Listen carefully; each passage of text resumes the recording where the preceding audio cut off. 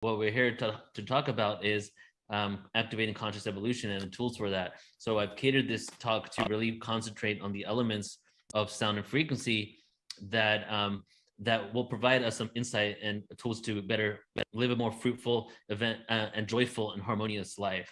And with I say harmonious because we are now talking about sound and frequency and creating harmony within us. So this presentation here is called the Ultimate Sound and Frequency Webinar.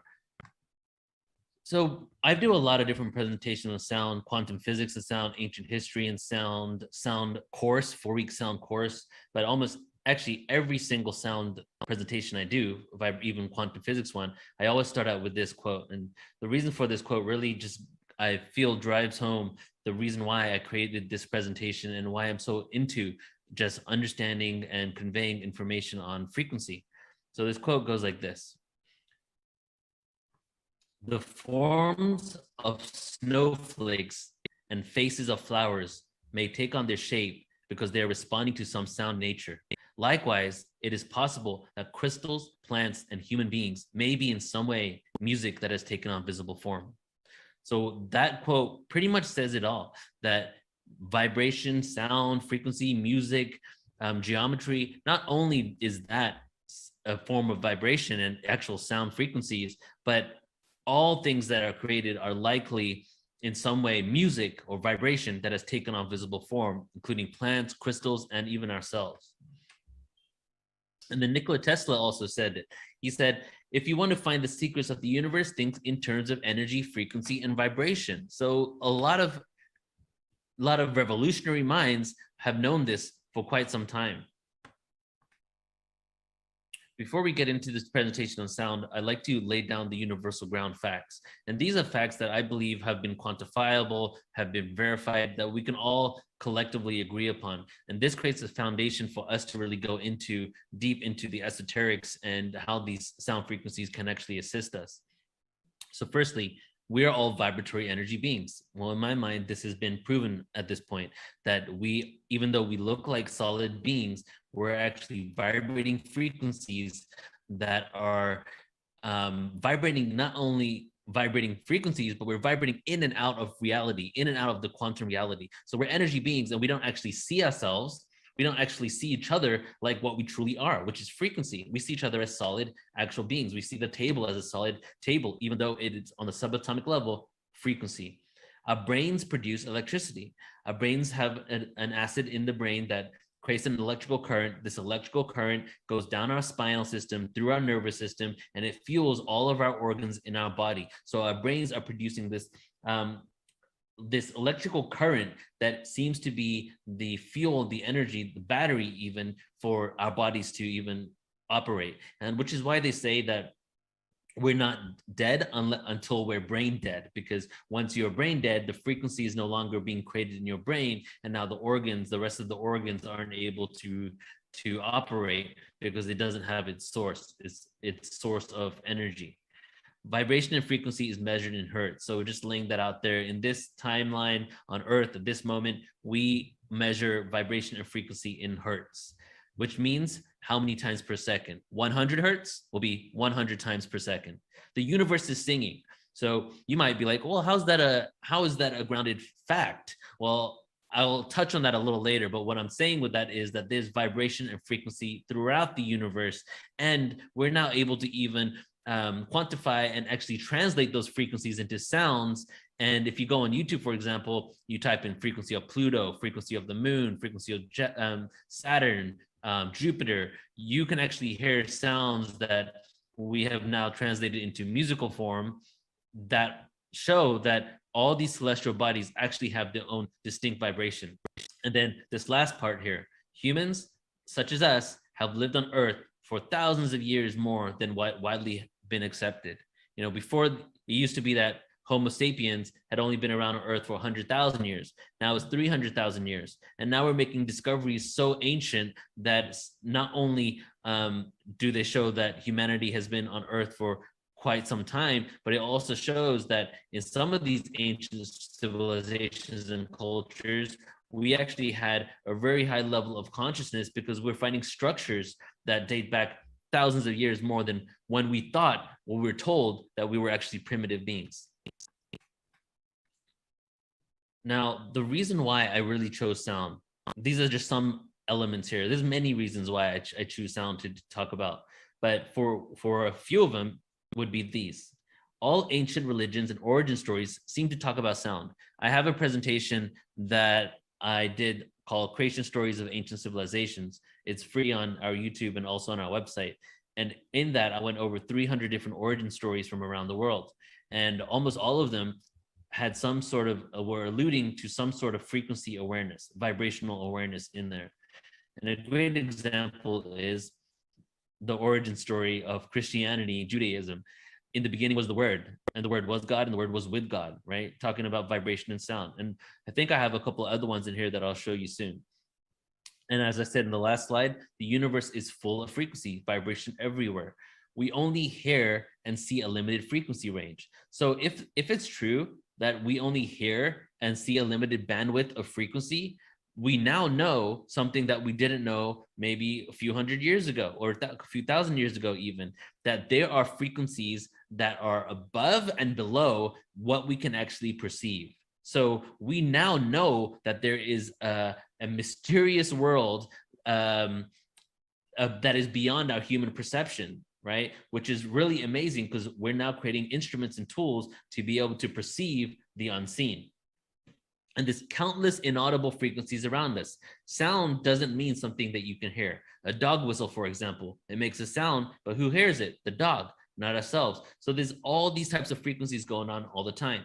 And beyond just audio and sound, think of your Wi-Fi router, think of EMF frequencies, radio signals. There's frequencies around us everywhere. So it would do us well to really investigate what these frequencies are and what effects they have on our bodies and our consciousness.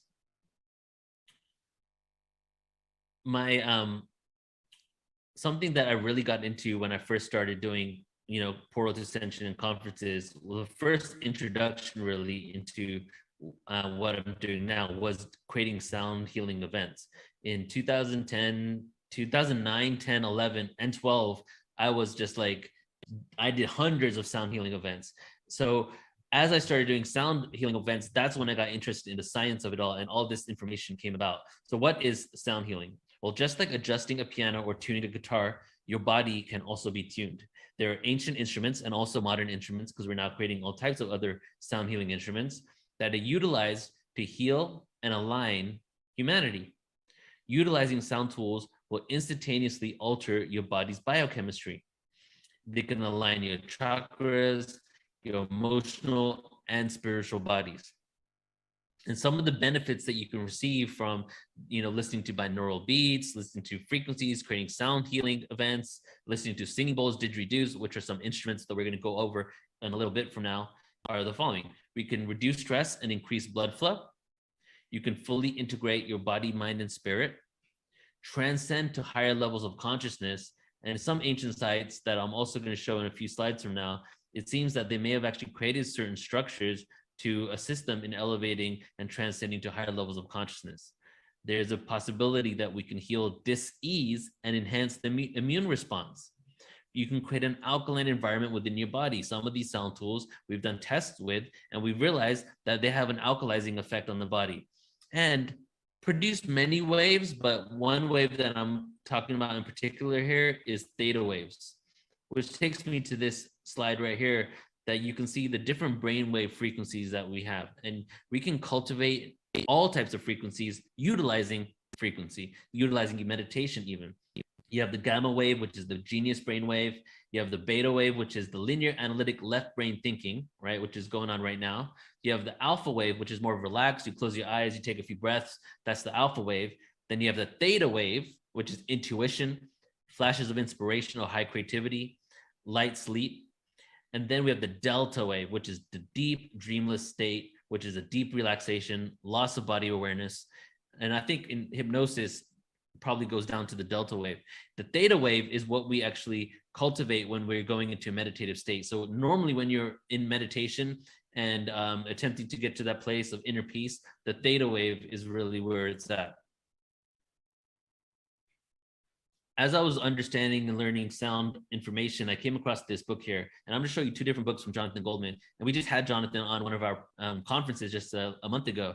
And this book is called Healing Sounds. He's really a pioneer of Western awareness of sound frequency, Western awareness of the ancient use of sound, because in the East, the awareness never really left. But he really resurrected a lot of information and did a lot of experiments and scientific studies. And this is a great book. So if you ever want to like get some foundational information that really takes you to the next level, this is a good one right here, The Power of Harmonics. So I want to speak about chakras. We're going to break down. And as I said, since this presentation is utilizing certain components, we're going to jump around a bit, but you're going to see how it all kind of goes together. So let's talk about chakras. We've all heard of chakras probably. Well, chakras were originally known as kakras. This H was added later and can be found in the early Vedic text, the Rig Veda, believed to have originated around 1500 to 100 BCE, depending who you ask, because some scholars will tell you that it goes back tens of thousands of years beyond that. And the truth seems to be that the system of the chakra system was known maybe for thousands of years before, but it was actually passed down verbally and communicated, from person to person, from teacher to teacher, rather than put down in a book. And around 1500 or 1000 BCE, we see the first introduction of chakras in actual scripture. The term appears in the Rig Veda, and it actually means chakra, actually just means wheel, disc, or circular. The term chakra can also be found later, see it again in the Upanishads around 100 BCE. Now, the colors of the chakras, believe this or not, the colors of the chakras were not introduced until the 19th century. The ancient scriptures did not have colors. The person who, this is in another presentation, I don't remember his name off the top of my head, but he was, I think, a German, so it was a Western writer, scholar from Germany that put the colors to the chakra system. When I first started getting into understanding who I am as a spiritual being and looking into chakras, because I was born and raised Hindu and I'm from India, and most Hindu Indians don't even know what the chakra system is. They've heard of it, but they don't really understand it. So when I started getting into spirituality and I came across the chakra system, I quickly found this type of graph right here. And I realized that I used to think that the chakras were metaphoric energy centers, like some quantum portal, right? That energy was flowing in and out of. But then when I found this and I started doing more research, I realized that these are actual physical areas in the body that exist. Now look at this spinal cord right here, and you can see the outpour of nerves at all these areas that go to different organs. Well, those outpour of nerves are actually where the chakras are. So they're actually basically holes in the spine that have an outpour of nerves that connect to the organs, and it just so happens to be that those organs are the organs that we know that correspond to those chakras. So the neural foramen is the opening between every two vertebrae where the nerve roots exit the spine. The nerve roots travel through to reach the rest of your body. So that is the chakra system. Without the foramen, the nerve signals could not travel to and from the brain and to the rest of your body without nerve signals. Your body would not be able to function. So what happens is your brain right here creates this electrical frequency. The frequency travels down your spine, down your nervous system, and then it takes the vibration and the frequency through every single opening in the spine to those organs, giving it the electricity it needs in order to function, right? So that's how the chakra system works on the physical level. All right, now that we made a foundation, of what vibration is, what sound is, how it can benefit us, why we've been doing this presentation, we're going to go back now to ancient history.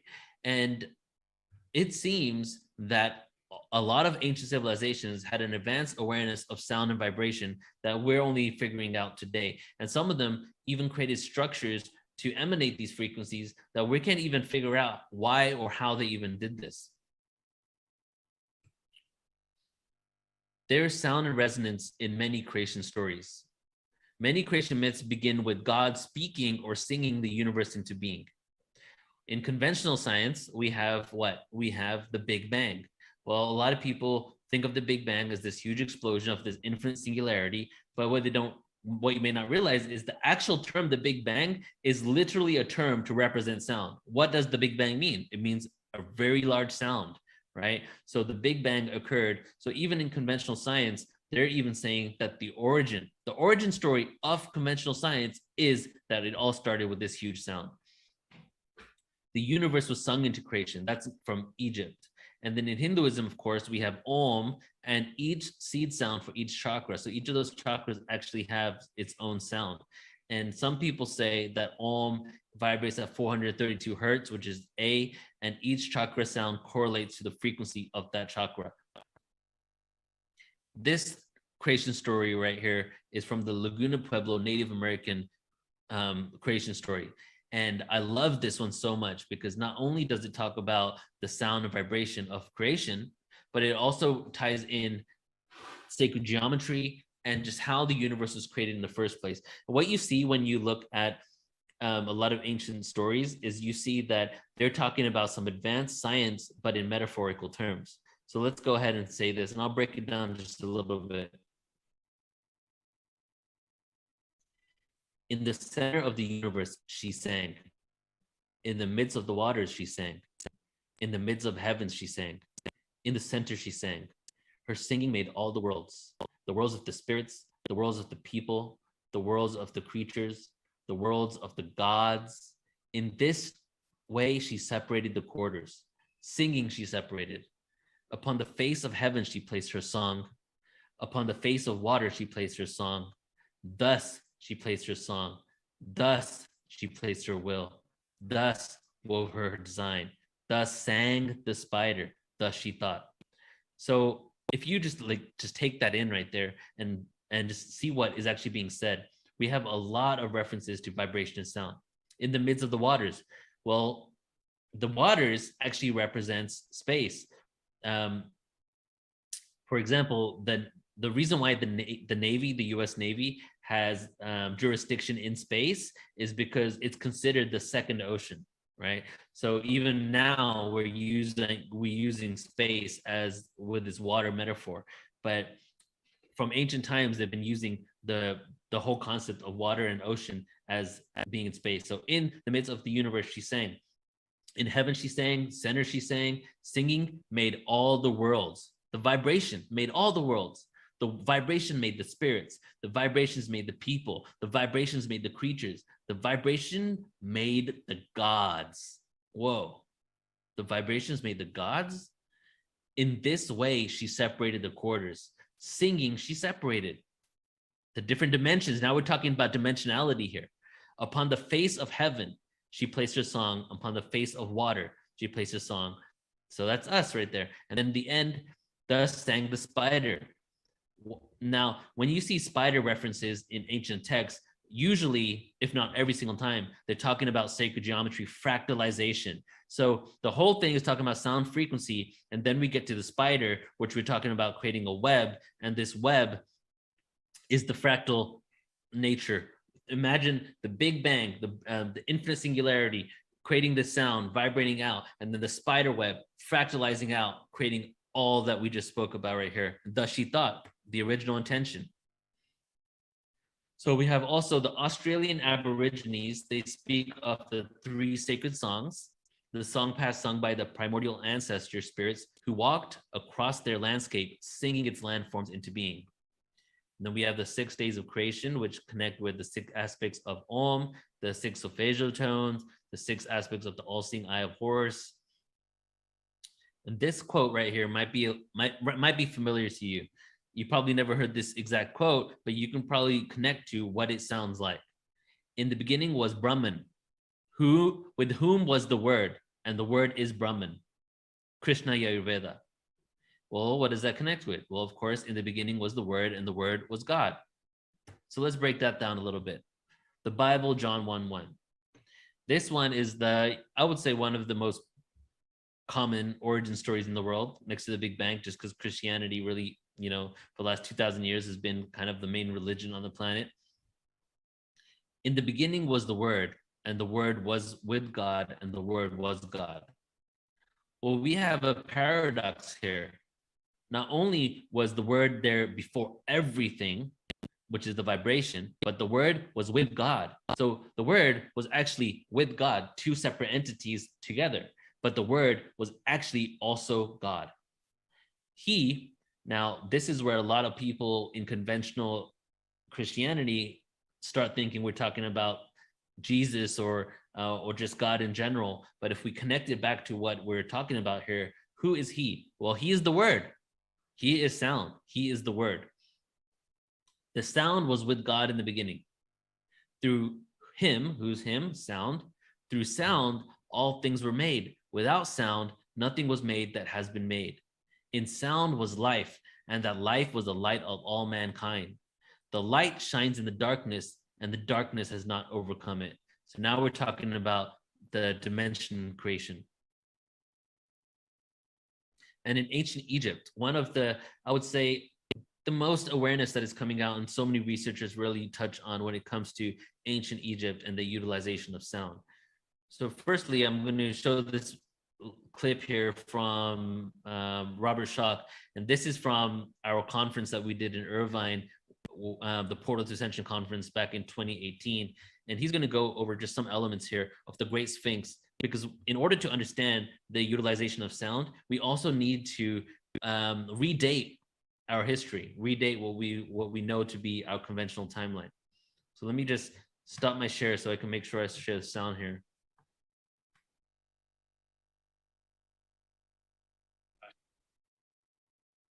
Study the Sphinx, my young me, and what we found is that we had uneven weathering around the Sphinx. What this suggests, doesn't just suggest, I mean, it's very evident to me, the Sphinx was actually carved out initially on 3 sides.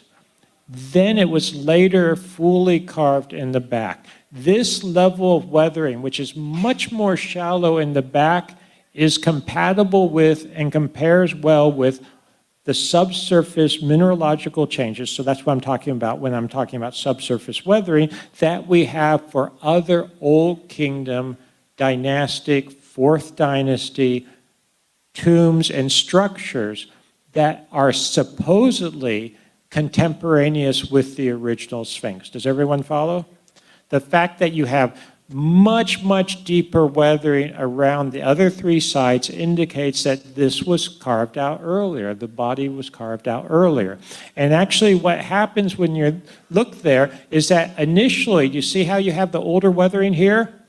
The Sphinx was only carved down to this point approximately initially, so it emerged out of the bedrock, and then I believe in the 4th dynasty, about 2500 BC, they were not carving the Sphinx originally, they were recarving parts of it, including the head, sometime in dynastic times, along the back, etc. So initially, the Sphinx actually emerged from the bedrock, which is interesting because in the age of Leo, about 10,000 BC, when the Sphinx sits due east, at that time in the age of Leo, what rose on the horizon due east on the vernal equinox? The constellation Leo. And when you view it from this vantage point, arguably it rises that way with the rump. Do you see how the rump sort of attaches to the horizon initially as it comes up? Now, I am not basing my data. Sites are dated to just who was there last, right? Something that isn't told to us a lot by mainstream science is that they can't carbon date rock. You know, you can't carbon date the Sphinx unless it's organic matter that was actually utilized to create it. If it was created from wood, if it was an ancient structure created from wood, then you can carbon date it, but you can't carbon date the stone like that. So a lot of times we're just told, you know, the last thing that occurred. So we go back to 2500 BC for the Sphinx. However, archaeological evidence, geological studies, and more are now showing that it's probably at least 13,500 years old, which goes to 10,000 BC. Now, there's also, so that's just one component, just to kind of date back that Egypt is probably much older and has gone through shifts in the cycles of consciousness in which humanity was at a higher consciousness, that they probably had some awareness of vibration and sound that we're only now figuring out. There's also a documentary on Netflix called The Pyramid Code. It's a great documentary. And in this one, Robert Schoch and many other people, Robert Paval, are in there, and they break down a lot of information on frequencies of ancient sites in Egypt. And underneath, what's been found is underneath the pyramids on the Giza Plateau, there are cursor here, right here at the bottom where we see this tube going down, there's actually aqueducts underneath here, right? And what would happen is if you go back 13,500 years ago and you look at how the tides were in Egypt from the Nile River would overflow every now and then, maybe depending on the season, and then the water would actually go underneath the aqueducts. So it would go underneath the pyramids into the aqueducts, and they have found copper rods connecting into the aqueducts below the pyramids that would then, what would happen? Basically, the water would go underneath the aqueducts. They would create an electrical current. The electrical current would be picked up by the copper rods, and then the copper rods would take the energy from the electrical current and go into the pyramid, into chambers. So now we speculate what could that have been before. And people are saying that the pyramids were probably some sort of energy generating device, taking the natural frequency of Earth, utilizing these aqueducts and copper rods that could have, one, been utilized for healing, two, been utilized for maybe connecting to higher states of consciousness, or three, some sort of energy device utilized for something that we really don't know what. So there are many possibilities of what it could have been used for. So sound was utilized to create megalithic structures, it seems. And there are origin stories around the world, creation stories, and other scriptural stories that talk about how their structures were created that say something about vibration and sound. For example, the H blocks in Puma Punku, the stories, the local stories there and the legend are that they were actually levitated into place. So there's a papyrus that dates around 2600 BCE that said the Giza was created in 20 years, right? The pyramids contain 2.3 million individual blocks of stone, meaning one block would have to be laid every 5 minutes of every hour, 24 hours a day for 20 years. But the problem with that is each block weighs at least 2 tons, and that's like 1,764,000 pounds of stone being laid every day for 20 years. It's not humanly possible. Well, it is humanly possible if we had an advanced awareness of sound. So could it be a levitation? Egyptian language also, it was created in a way to emphasize specific frequencies. And we'll get into that in just a moment. Sound frequencies generated by the aqueducts, just like I said, could have been what actually fueled and gave power to these devices. Experiments conducted by Tom Danley in the King's Chamber of the Great Pyramid and in chambers above the King's Chamber suggest that the pyramid was constructed with a sonic purpose. Danley identifies 4 resonant frequencies or notes that are enhanced by the structure of the pyramid and by the materials used in its construction. The notes start from an F-sharp chord, which according to ancient Egyptian texts was the harmonic replica of Earth's. Now here's another video of Brian Forster, who we've done many presentations with, and this is him on the Red Pyramid, and they are experimenting inside with sound frequency, and you can see kind of what kind of effect that just chanting inside the pyramids have.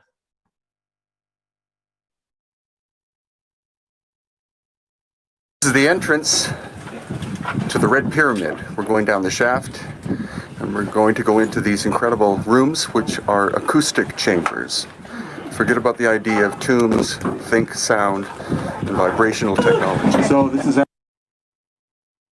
actually inside, about 20 feet, more than 100 feet to go. Okay, now we're maybe a third of the way in. And Yusuf Awiyan, the dark figure, is about to come past me. Okay, maybe halfway down now, and the heat is already starting to pick up in here, as well as the heat generated by anticipation and awe. Okay, so we're at the bottom of the descending passageway. It's got to be 90 degrees Fahrenheit in here right now. And now we're going sideways.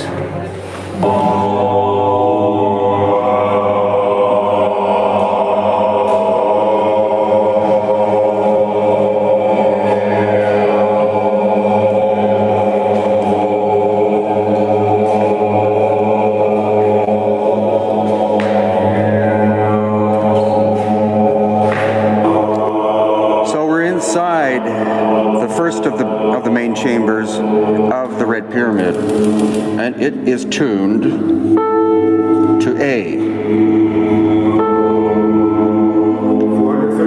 That seems to be the sound that it likes the best. So I've just walked through a short tunnel into the second of the chambers here, and the sides of them taper in with these almost baffle-like stones.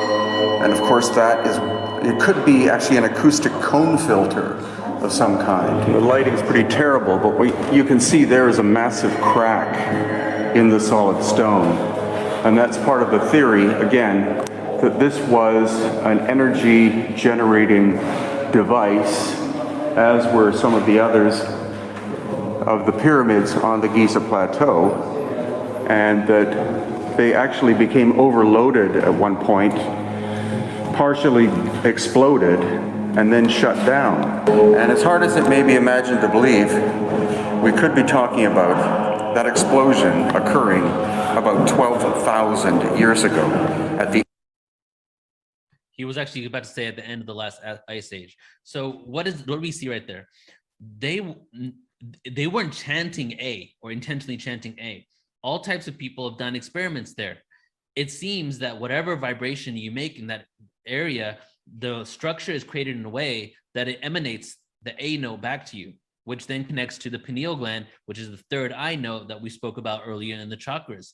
So now we broke down a few different ways that this could have been working. Energy generating devices, maybe for self-healing, maybe higher consciousness activations, maybe assisting people in decalcifying, opening their third eyes. Well, we do know that the frequency A is being emanated there, no matter how or what you're chanting, which takes us to this right here, which shows that not only did the Egyptians have a really advanced awareness on creating sound and vibration and the acoustics of these structures, but they actually embedded it in their art. And what we see here is, of course, the all-seeing eye of Horus, right? This right down here and this right up here, which is actually, if you did a cross intersection of the human brain, which is actually the exact layout and style of the way our pineal gland and pituitary gland is connected. Looks, if you were able to do an intersection of the brain and take a look at it, you can see right here is actually the same shape as the all-seeing eye of Horus, which represents the third eye. And then that connects to the fact that the A frequency is also within there, maybe assisting people to connect to these celestial beings. And the all-seeing eye of Horus they were just such geniuses, and a lot of ancient civilizations were like so amazing and genius beyond anything that I can even fathom, that not only do we see the A note connection, the third eye connection, the all-seeing eye of Horus, which is the intersection of the brain, but the way they created the all-seeing eye of Horus was all actually based on musical intervals as well. So it's just there was so much symbolism in just this one piece of art. In ancient Egypt, they did not use vowels in ancient Egypt, in pre-dynastic Egypt and beyond. So let's just say, because Brian Forster also said at least 12,000 years old. So we're getting similar dating now, 13,500 years ago, 12,000 years. We're going back way further than 2500 BCE, which was the beginning of dynastic Egypt. We have pre-dynastic Egypt before that, but we're thinking 10,000 years even before that occurred, right? So in ancient Egypt, before dynastic Egypt, they did not utilize vowels. Ancient Egyptians thought that they were too sacred, so they left them out. The vowels got introduced within Eastern culture variations of chants for healing and spiritual ascension. So the chanting, the vowel creation, all was introduced at a later point, which was after there seemed to be some sort of explosion that occurred in these pyramids that we actually can see evidence of now. So could it be that we're going through a cycle of time, we're going through a devolution of consciousness, and then these structures could no longer sustain themselves? Whatever happened, including that red pyramid that obviously had some sort of explosion occurring at that point. And then at that point, vowels started getting introduced into humanity. And when we track back the timeline of humanity, that's what we actually witness. We do witness when vowels were introduced, and they weren't utilized in regular day-to-day conversation at first. They were utilized just to create frequencies and experiences within the body and connect to the divine. Vowels, and as I say here again, vowels were not introduced into spoken language until many years after we began writing and documenting our experiences on Earth. This time around, because I believe we've been going through cycles. All right, so this takes us into vowel chanting. We laid down, we're going to get back to some ancient history because I wanted to talk to you about County Meath, Ireland, and we're going to talk about that one in just a moment here. But now that we've spoke about ancient Egypt, we're going to get into vowel chanting and the utilization of it from the ancient past up until the present and how it can actually benefit us, because the reason why we're all here today is really looking for the tools and techniques. I love chanting because chanting has given me the most tangible experience of consciousness, tangible experience of inner peace, tangible experience of meditation. When you chant and you harmonize your own body and you feel your own vibrations, it's on a completely different level. Plus, it also gives your mind something to concentrate on. So you're not just in quiet, attempting to breathe and concentrate on your breath. You give yourself something to focus on, and then that allows it to kind of push everything else aside, right? All the other thoughts, and then start creating your intention. So the history of vowel chanting. In India, many have verbalized the sound of the universe as Om. And in Tibet, Buddhist monks created an otherworldly form of chant. Their attempt was to reproduce audibly something of the inner sounds that they heard during meditation. So the chanting that we hear from Tibet and from beyond Tibet, because it came out of India with Siddhartha Gautama, that when we see what their original intent was from chanting, was they were attempting to create audibly something that they were to hear when they were meditating in deep meditation. There was some sort of vibration and frequency. And that's what we see with a lot of sound tools, didgeridoo, singing bowls, that a lot of these sound tools were attempts to create what we were hearing in meditation or what we were able to create with our own voices. We have the various Christian and Hermetic and other Gnostic schools of Egypt. They also devised forms of chant that they perceived as verbally mimicking and expressing the real name of God. So in deep meditation, they would hear this vibration and they thought that that sound was the vibration of God. So that is otherwise hidden in the silence of the soul. Even in Scythian Jewish Gnostic texts called the Gospel of the Egyptians is an example of a vowel chant of Gnosticism, a kind of Western equivalent to the Om. Gnostics chanted various combinations of vowels and have included them in their prayers. And you can see one right here. Obviously, this is in English and they had a different language, but it's something like this. I praise you, I call your name that is hidden within me. And then the vowels, I-E-O-E-A-O, I-E-O-E-A-O, right? If you look at the original name of Yahweh, that's just a bunch of vowels, right? So that sound was vowels that we utilize every day when we say words. Were all connected to the frequencies that we could originally utilize in order to get into deep meditation. We also see these in the Nag Hammadi text. So the long vowel chant in the Gospel of the Egyptians spells I-E-O-U, a sacred name of God, according to some. And just to show you how the Egyptians did not use vowels, the original name of Egypt was a name given to the Egyptians by the Greeks when the Greeks conquered them. Before that, it was Kemet. And Kemet was spelled K-M-T because the E's were not allowed to be put in yet until pre-dynastic Egypt, until dynastic Egypt. Even the Ankh, right? We've heard of the Ankh, and I'll show you what the Ankh is in a second if you don't know what that is. Even that was not Ankh, that was Nkh, Nkh, Nkh, N-K-H. Vowels were introduced into communication thousands of years later. So why was that? Right? And I think we just broke that down. So what I usually do in the course here is I spend time chanting these vowels. But since there's a lot of information here I want to provide you, I'm just going to give you this insight that you can use yourself rather than us chanting these vowels, because that would probably take like a good 10 minutes. So try this. And this is, I like to be have little dogma in everything that I do, because I feel that connects us to a universal consciousness and allows more people to understand what we're saying. So when you say chant, when you tell someone, maybe a Christian, for example, that are having issues and want to learn how to meditate, oh, why don't you chant the chakra seed sounds? Might not be the thing for them because it goes against the fundamental beliefs. And it's not about rocking people's beliefs and changing their beliefs for them. It's about giving them the tools they need to create peace for themselves. Just like the Rig Veda, one of the ancient texts of India that was the foundational text that became Hinduism, it says there are many pathways to the same destination. There are many pathways to the same destination. What does that mean? Well, that means you can be Christian, Buddhist, you can have no religion. It doesn't matter. We're all going to the same place. You know, we all have the ability to go wherever we need to go. So you don't need to convert. That's why Hinduism has no formal conversion. You cannot formally convert to Hinduism. You can call yourself a Hindu and you are one. That's it. You can call yourself anything and you are that. So I like to go with the vowels because that's something that we all use all over the world. And the way you do this is, and you're going to watch the replay on this. Maybe you can pause it when you watch this replay and do this.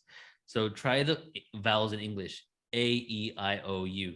Chant each of them 3 times. And I'm just going to go through it one time just to kind of give you an example of how it goes. So A. E.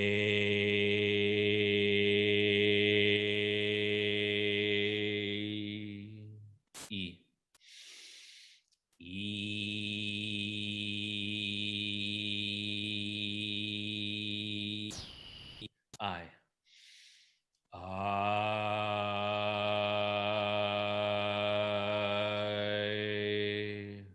O. O.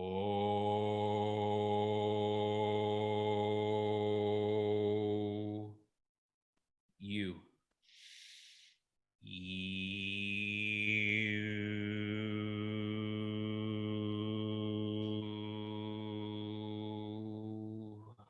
So go ahead and pause the video here when you watch this later, or if you're watching this now, and try that yourself and do it 3 times.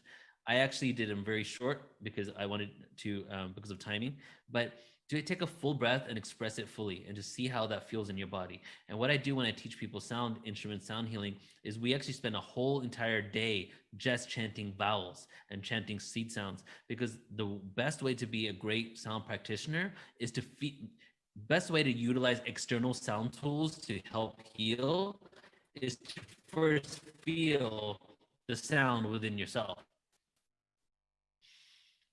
And these vowels actually connect to the energy centers of the body. And you can see here in this graph where each of these sounds that are connected to the vowels actually connect to your chakras as well. And you can even feel it. See where you feel it. When I normally tell people is chant one vowel, sit with yourself, write down or make a mental note in your head, where did I feel that energy? When we do this, 90% of everybody feel it in the same area, because that is what that sound is for. The other 10% feel it elsewhere. Why? Because it goes where it needs to go, right? It's a frequency. It's like somebody told me once, these frequencies are all doctors, but they all have specialities. They can all diagnose you on certain things all throughout, but then certain frequencies will go and penetrate certain areas even more than others. And if you want to take a look at these chakra sounds, on the left here, we have the sound per chakra. So you can also chant these. A great way to start your day. If you're in a funk, you maybe have some anxiety, right? Definitely if you have anxiety, because this is what I use it for, is for anxiety, is to chant these sounds 3 times each. But if you want to take it to a whole other level and spend 15 minutes, chant all these chakra sounds on the left 3 times, and then chant all the vowels 3 times, and then see how you feel. We have here, just to further that a bit, the chakra sounds and their corresponding vowel sounds. Beyond, so we're breaking it down now. We went from ancient history, went from the foundation of sound, what is sound frequency, to the ancient use of sound and vibration, to vowels and how the vowels have been utilized throughout history and how you can use it at home in order to benefit your own life. But now let's take away that entirely too. What was there before verbal? Well, before we were communicating, what were we able to do before we were able to communicate through words? Well, we were able to humming. There is something called the humming effect. And the humming effect basically drills home the fact that you and I were our own biggest tool. We're our own biggest tuning fork. You know, we're our own vibrational instrument. Sound instruments, as I said earlier, were designed to mimic the human voice. So we all have the power we need to harmonize ourselves and tap into our innate gifts and abilities. You don't even need to say those sounds. Your humming can actually have that similar effect. And with humming, you can move the sound throughout your body when you do it intentionally. It is now known by conventional science that we have 3 brains, right? That are all have as many synaptic connectors as the other ones, that are seem to have minds of their own, right? We have our mind, which is up here, our brain, and the universal mind that we most likely connect to as well. We have our gut, which has its own intelligence. We have our heart, which is also its own brain. Each one of these can be activated through sound, and we can move the energy wherever we want. So let's all hum together and try this, shall we?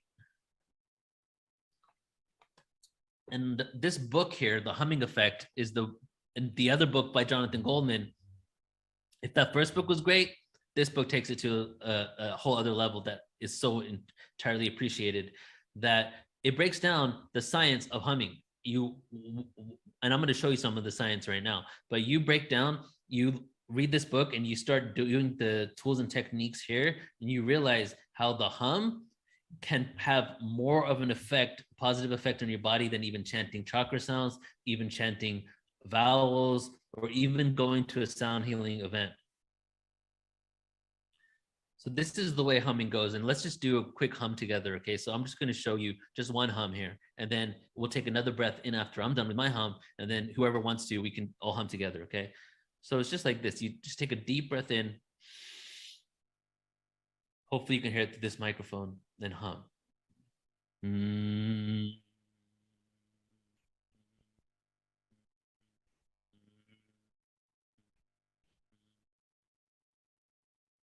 So let's try that again, okay? So everybody, just get relaxed. In a second, we're gonna take a deep breath in. Now take a deep inhale and exhale with a hum.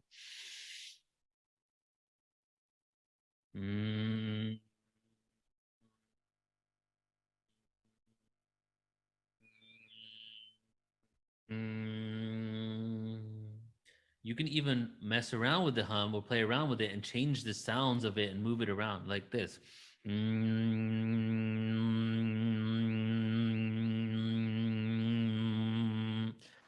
Hopefully you heard that. I felt it in the chest. I felt it in my throat, of course, right? Going down here. I felt it in my head too, that the frequency will go wherever it needs to go. However, it was definitely, when you hum at first, you're going to feel it here and over here.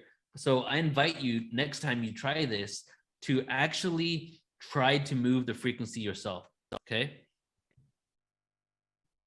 Try to see where you can actually shift the frequency to. Now let's talk about the science of this. Research has shown humming to be much more than a self-soothing sound.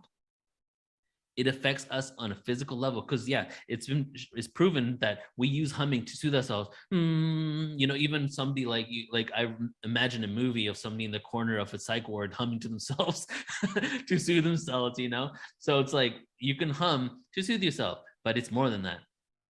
It affects us on a physical level, reduce stress, inducing calmness. This is all verifiable science right here. And I'll show you some of the science in a sec. I believe I have in this presentation. Inducing calmness, enhancing sleep, as well as lowering your heart rate and blood pressure, and producing a powerful neurochemical such as oxytocin, which is known as the love hormone, right? You did feel it in your heart, right? Helps expand and open those energy centers. the energy centers that actually physiologically exist are real places. Conscious humming, intentional humming, helps reduce stress and blood pressure to increase lymphatic circulation and melatonin production, right? Having sleep problems, hum. Having lymphatic circulation and drainage issues, hum. Even your lymph nodes we talked about coffee yesterday, your lymph nodes get affected by coffee, right? Humming helps drain that. Researchers found that humming releases endorphins and nitric oxide and creates new neural pathways in the brain. Hence, they conclude that humming can be used to stream neurological diseases, including Parkinson's and Alzheimer's. A new study came out about 2 years ago that patients with Alzheimer's and dementia would forget almost everything, including the family members, but they would remember full songs. And the people that didn't remember the full songs remembered how to hum that song. Can't remember anything else, but you remember the frequency. So rewiring the brain. The synaptic connectors get rewired or decalcified, and then we have the opportunity to create new neural pathways. Same thing happens with plant medicine. Ayahuasca, for example, it breaks, over years and years, we create all these neural pathways and synaptic connectors in our brain. These synaptic connectors calcify, calcify, calcify. The more we do the same things over and over, the more we create these synaptic connectors that become so rigid that it's very difficult to break our patterns. Whether you're a criminal, whether you're abusive to somebody, whether you have this negative self-talk, these are synaptic connectors you created over so much time that it's become so challenging to break it. And you ask, why can't I change this? Why can't I change this? Well, you've lived life, a very long life of completely validating this so much that these synaptic connectors are so rigid and they really can't get restructured. Well, the science shows plant medicine for sure, because I was going to throw in plant medicine, but definitely humming helps actually break down your synaptic connectors. And this is from EEG studies on people, that now you have the ability to rewire in whichever way better serves you. So I spoke about nitric oxide. Nitric oxide is so important that the body has evolved 2 separate pathways to generate a steady supply of it. One depends on an adequate supply of the amino acid L-arginine. The second makes use of dietary nitrates, compounds found in a variety of whole plant foods. So we have a natural forming way, there's amino acid, and then we have whole plant foods that help us create nitric oxide. Spinach, raw beets, and others. People who fail to consume adequate amounts of healthy foods, such as beet, spinach, arugula, cabbage, may suffer from a deficiency in nitrates, essentially robbing themselves of the raw materials the body needs to create nitric oxide and regulate blood pressure. People that have blood pressure issues most likely probably have low nitric oxide, and that's what the studies actually show as well. And what are the 3 ailments that have the lowest nitric oxide production, that are so low that it could actually be affecting the reason why they have these ailments in the first place? Parkinson's, Alzheimer's, and dementia. So what happens when these people that have any of those 3 start humming? Well, first of all, even if they forgot other things, they can still hum. And all of a sudden, there's an increased nitric oxide supply in the body. What happens is the vibration of your nasal cavity right here is, you can see where I'm pointing, right under your nose, or above my mustache. That's the vibrating area that actually is responsible for creating nitric oxide. In addition to promoting blood vessels to relax, expand, and promote greater blood flow, nitric oxide also affects the behavior of blood components called platelets. It makes them less sticky. This makes them less likely to clump together and form a blood clot. Nitric oxide production tends to drop off as aging progresses. That's why it may be especially important in older people. Humming results in a large increase in NO caused by a rapid gas exchange in the paranasal sinuses, the area that I just showed you. That is where it comes from. So hum. Now here is one of the scientific studies on here. And because I want to get into more detail, more information, I'm just going to briefly read the first part. NO levels increase greatly during humming compared to silent. This is This is the research study paper.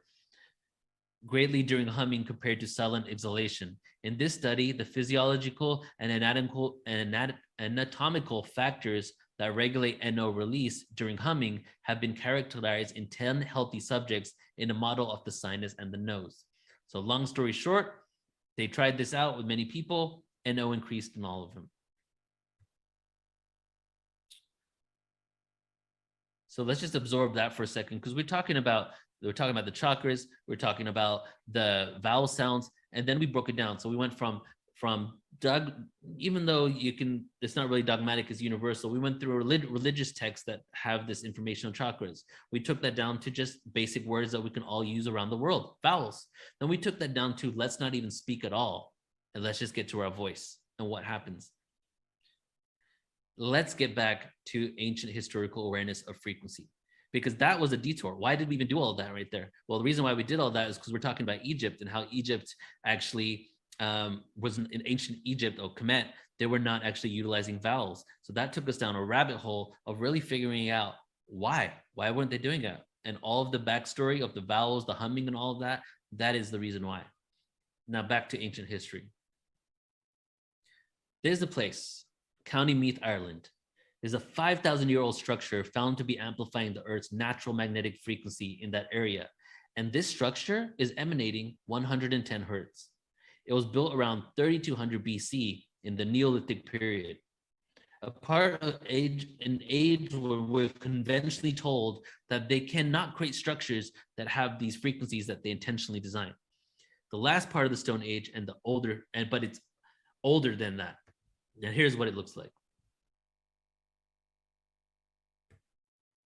So on February 17, 2012, Vancouver Archaeoacoustics Convention, in which archaeologists, anthropologists, and scientists, they get together. So this is a mainstream archaeoacoustics convention.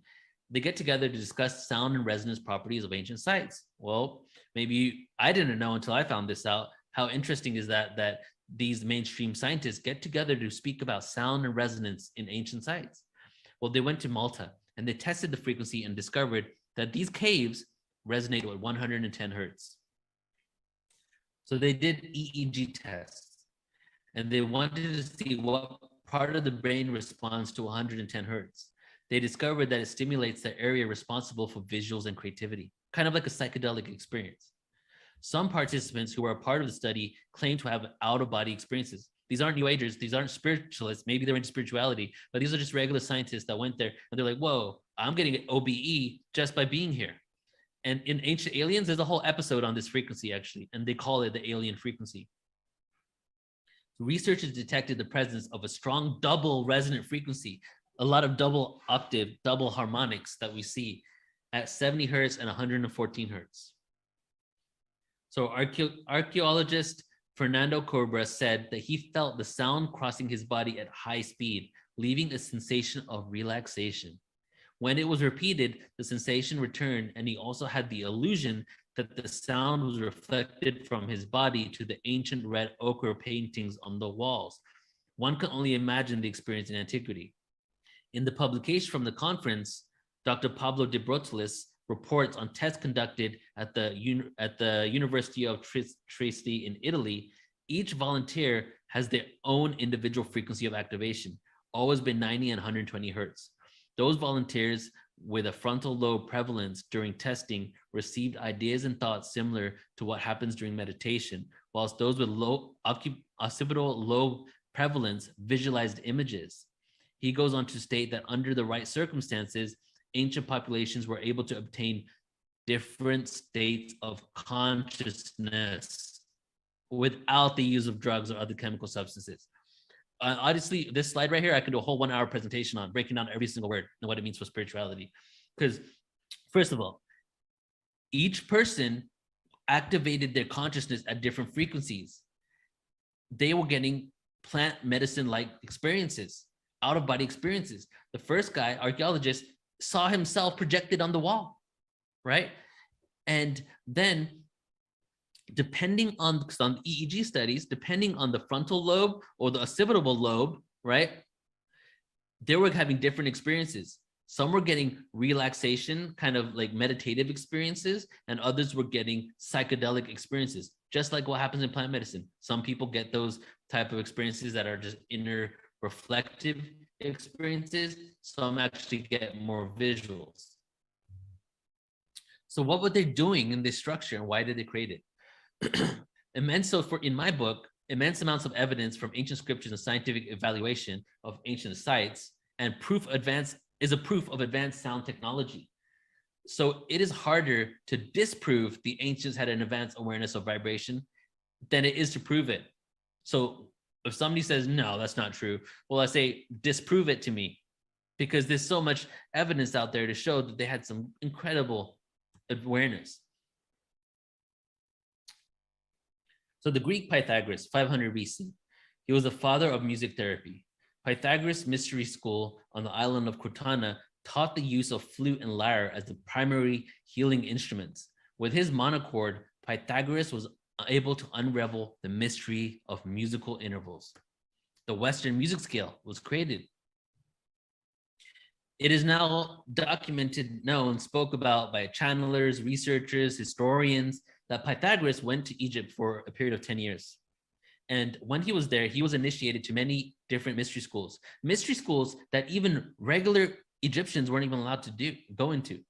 The Egyptians were really open to foreigners. Even when Alexander the Great went to Egypt, which I'm doing another presentation on Alexander the Great, such great information there. But even when he went there, they opened him up as the savior of Egypt, that he was the prophet foretold to come back.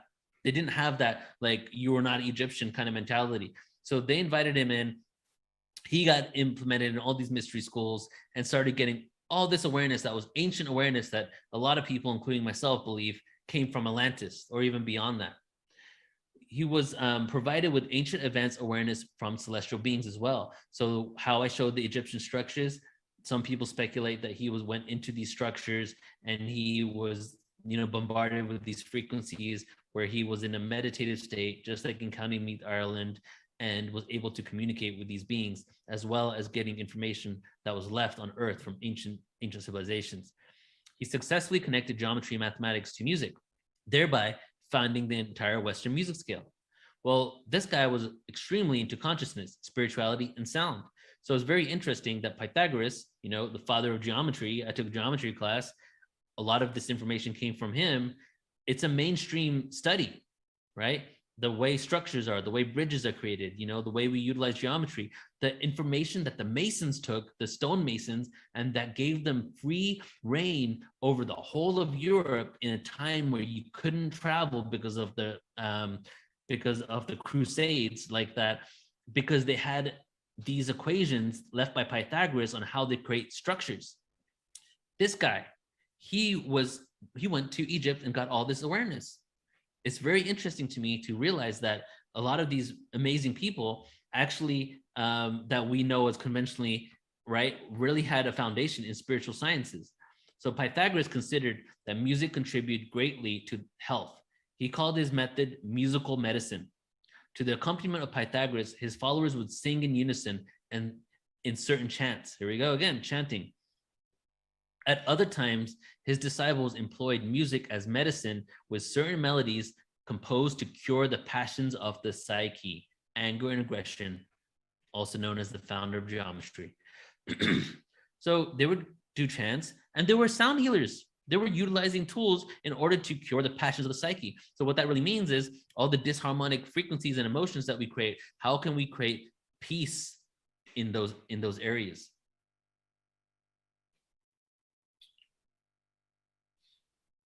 Okay, I'm going to leave this slide here for you to read later, okay, because it's a big one.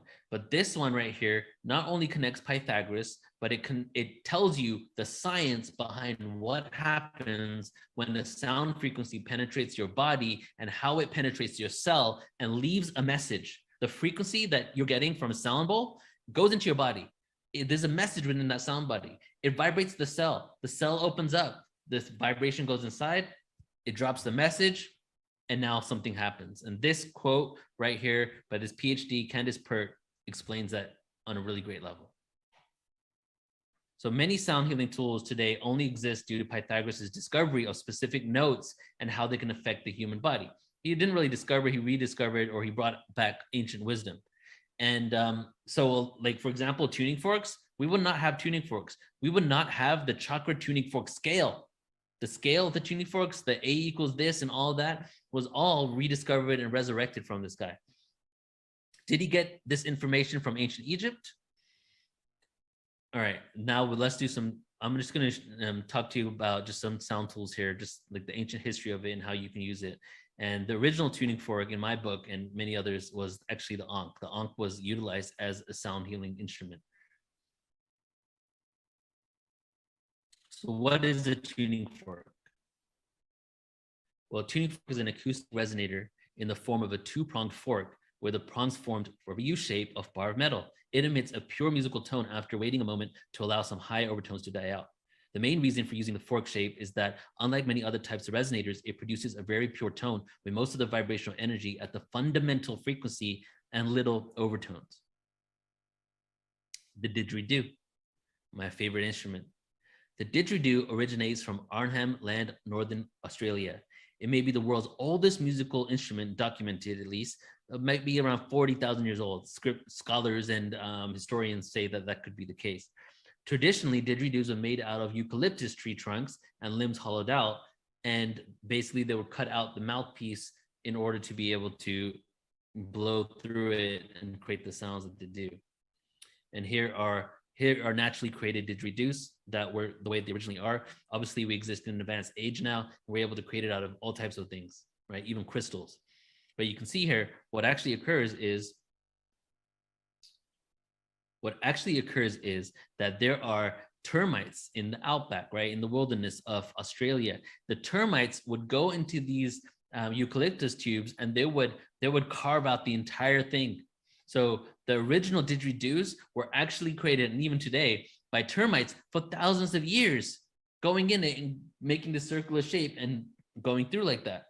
But what is really interesting, until modern time, when we've been able to make didgeridoos have different frequencies, every original didgeridoo, every termite made didgeridoo, when blown through, all create the exact same note frequency, C sharp, C sharp.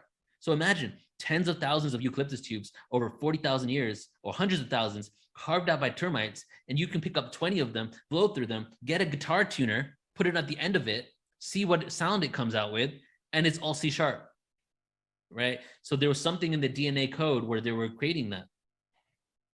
Today, didgeridoos are made from a large variety of materials.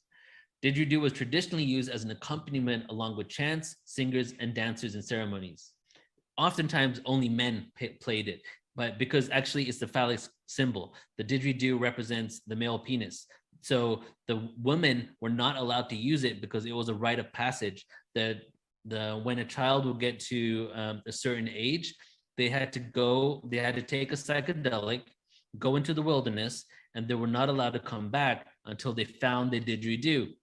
What does that represent? It's a rite of passage for the men. And the word didgeridoo, just to let you know, is a Western word that was given to the instrument 100 years ago when the English went in there and go, that sounds like didgeridoo. And I think I'll leave it at that, but I'll go all the way to my last slide right here, just so that we can have some closure to everything we just went through. What does this mean? How about that, huh?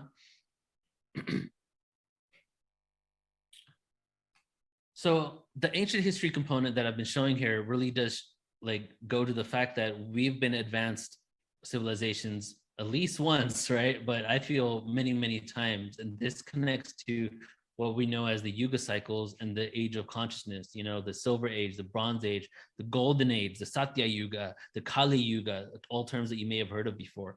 And it seems that in ancient past, that this advanced awareness not only made it that they did not need certain tones and frequencies or vowels even, but they did not need the tools that maybe we're utilizing now, that they had some sort of advanced consciousness awareness.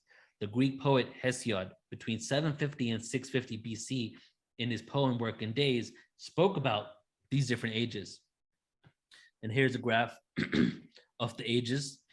And you can see the golden age, thank God, is actually the longest age, lasts the longest. And each corresponding lower age is lower and lower.